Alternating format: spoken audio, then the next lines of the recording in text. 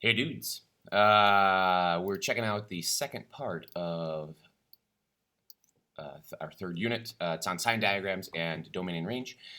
Here's a little warm up just to keep your brain fresh on systems of equations. Pause me and try to solve that, find the point of intersection. I'm guessing it's right there, but if you didn't have a graph, could you find that point, whatever, 1, 2, 3, comma 2, 3, comma 2 out of this?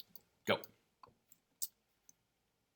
Okay, so if you were trying to solve this, you could do a couple of different things. You could eliminate, like subtract the two equations. You could also say, use substitution, say, oh, y is going to be the same thing as y, so these two should be equal. So all of this stuff should equal all of this stuff, and put that in there like that. And then your choice how to clean it up from here. I hate that fraction, so maybe let's multiply everything by 3. You got to multiply every piece by 3. So this becomes 6x minus 12, and this becomes negative x, right? Multiply this by 3 becomes negative 1, and multiply this by 3, you get 9. Kick an x to the other side, 7x. Add 12 to both sides, you get 21. You divide, you get x is 3. Just like we thought, and then you put your x equals 3 back into here or here. I would choose this one because it's nicer. You put the 3 in there, you get 3 times 2, 6, minus 4 is 2, just like we thought. Everybody's happy. Well, especially if you have 3 eyes. Cool, moving on. No, you don't have any learning questions. So we're looking at number lines and trying to do some sign diagrams which involve number lines. So probably you're comfortable with this. This is sort of the notation. I want you to be able to look at the notation and then graph it on the number line. So this is saying I've got a bunch of x's such that x's are greater than or equal to 3. If you graph that on a number line, you don't have to make this like big intricate graph. Just make a 3. I know that's kind of my point that I'm looking at.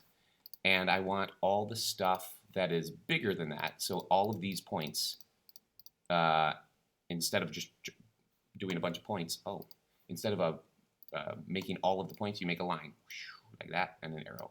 And then this, since we want it could be also equal to 3, we put a dot right on 3. I don't care if you want to put it on top of the line or like that or above the line. It really doesn't matter. So this is I want x's such that x's are greater than 2, but not equal to 2. Sorry, less than. X's are less than. So I want all of this stuff big open dot because 2 is not invited to the party. Really close, but he's not invited. Same thing here. I want x's such that x is between negative 2 and 1, excluding negative 2, right? Not equal to, but also equal to 1. So we want that. From here to there, 2 doesn't get to play, 1 does get to play. So we full circle, etc. Neat. Great. Here we have to say or. Here you could say and make it with 2, but it's classier to put it together in a compound. Here, or is better. I want either this to happen or that to happen. Right? Again, 4 doesn't get to play, so open dot.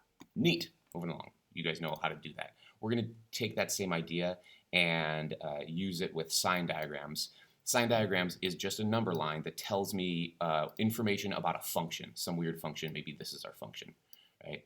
Tells me about the function without having to graph a full equation or a full graph, right? I don't need that always. Sometimes we just want like something quick to see how it's behaving and solve a problem. And I'll give you an example in a second. But if we were trying to graph this, you could find the zeros and find the vertex and the intercept and make a graph. This is the graph of this function, but this is the sign diagram for it. Does that work? I can't tell if you actually see that zoomed in or not. We'll check it out. So this is saying if we graph this, I can see this part is above the x-axis. So it's positive from 2 up. That's why there's a plus sign here. And from here to here, the graph is below the x-axis. It's below this line. So it's negative there. And then from here, it's positive again. Now, it's really easy if you have a graph to do that, but then it kind of defeats the purpose. The graph is the best case scenario. Sign diagram is if you're too lazy to make a graph, but you still want the information. So we got to be able to make this without the graph sitting in front of us. Here's the fine print, but essentially we're interested in finding the zeros. And if it's a parabola, you know that the sign changes at the zeros, right? And I can't necessarily tell if it looks like this or if it looks like that. Well, that. But I do know that it's either going to go negative, positive, negative, or it's going to go positive, negative, positive. The signs switch. That's what happens at zeros, right? Unless you get weird functions. But we'll talk about that more later. So it also could be undefined. We'd leave a little dash, and that'll come in handy next time in asymptotic functions. I love that word. That guy's an asymptote. All right, so this is how we would use it. This is an inequality that we've got to solve. And yes, we could graph it. And this is like when are the y values bigger? When is y positive, essentially? And so here's my equation. This is saying when is y bigger than all this stuff? So when is y positive? If you graphed it, you could see that y is positive here and here. So your solution should be this. It's positive here when x is less than -3 or when x is greater than 2. That's what we're trying to do, but without the whole graph. Right? So I'm going to pack this away. I have no idea what you're talking about. Is that Keanu? I think that's Keanu. We're going to pack that away, and I'll show you one. I'll have you try another one. Okay, so we're going to find the zeros of this. So we're going to treat this not as an inequality, but just as an equation. So I'm going to treat it like y equals all of that stuff. And we find the zeros any way you want, but this one I'm guessing we could factor into like, what, 5 and 3. X plus 5, x plus 3. So the zeros are x minus 5, x minus 3. Yeah, so the zeros are x minus 3 from that one, x minus 5 from that one. So I know that, and lo and behold, here they are. Boom, boom, in the graph, right there. Boom, boom. I can see that happening. So I'm going to pretend I don't see that. I know there's zeros at -3 and 5. Oh, -5 and -3. Like that. Pick a point, right? Pick any point that's easy. Maybe you want -4. Maybe you want 0.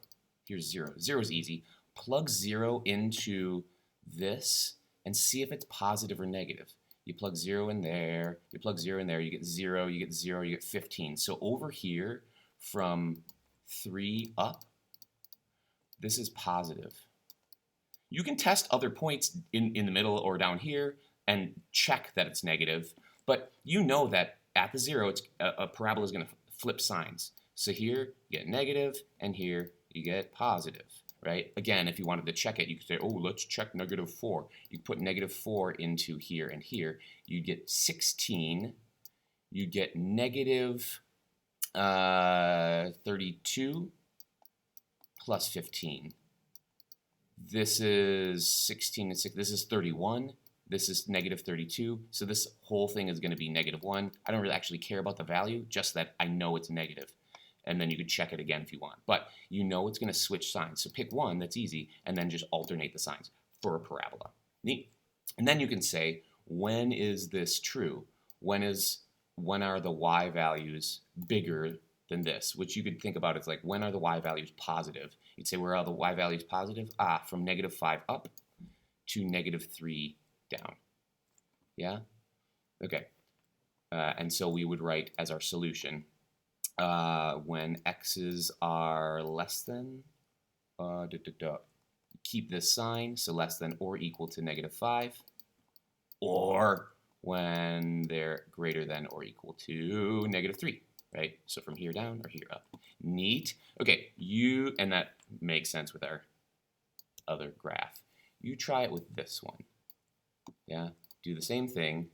Get out of the way.